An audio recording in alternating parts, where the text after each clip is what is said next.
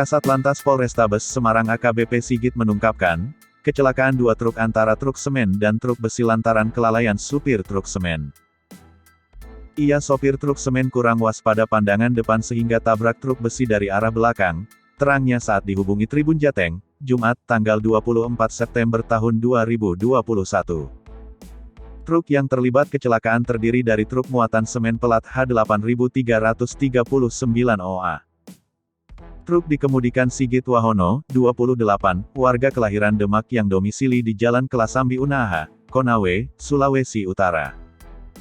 Truk semen dikemudikan Slamet Nurhono, 57, warga Tambak Harjo, Semarang Barat, Kota Semarang. Sigit merinci, kecelakaan bermula saat kedua truk melintas searah dari barat ke timur, atau arah Kalibanteng menuju Kaligawe.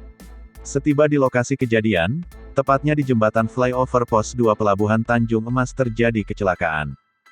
Truk semen menabrak truk besi dari arah belakang. Sesudah itu, truk semen menabrak median pembatas tengah jalan sehingga terguling ke kiri. Truk besi akibat dorongan truk semen melaju tak terkendali hingga menabrak median pembatas jembatan sisi kiri. Muatan besi tumpah ke bawah mengenai truk trailer yang terparkir di bawah jembatan layang, ucapnya. Ia melanjutkan, kejadian tersebut tak ada korban jiwa. Para sopir hanya alami luka ringan. Kerugian material capai 50 juta rupiah, paparnya.